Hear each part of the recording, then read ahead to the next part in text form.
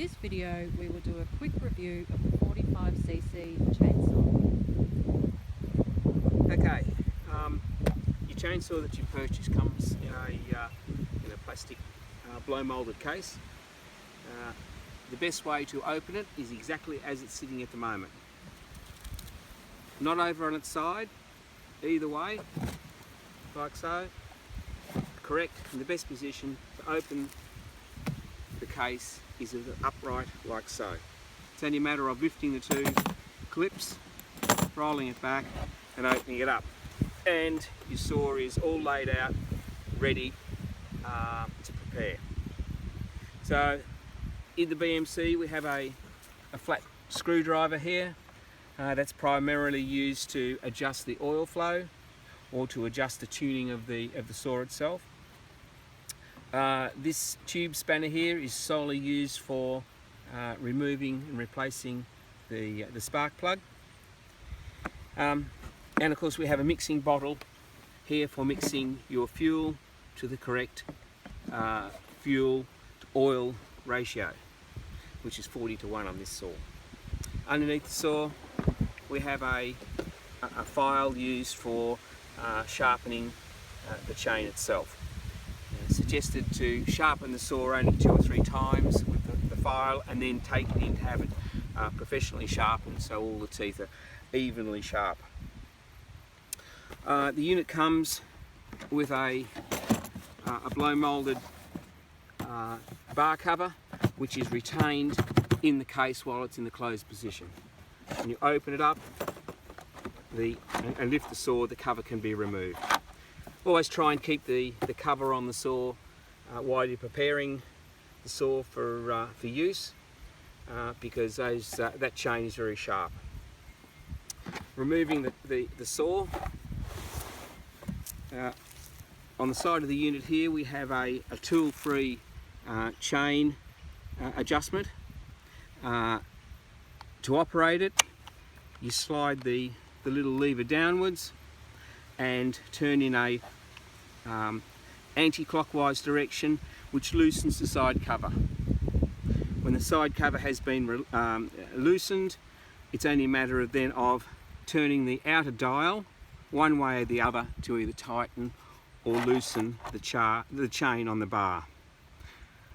We'll go through that a little bit in more detail later.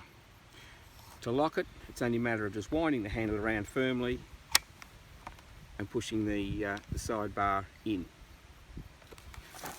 On this end here we have the choke. To operate the choke, it's only a matter of pulling the choke out, and then when you want to remove the choke, to push it in. The choke does not operate by the trigger, it has to be manually pushed in. The trigger itself cannot be operated without the top safety lock being pressed first, and it's a matter of doing that with your hand. You lay your hand on the top, which is now compressed it, and there you can operate the trigger.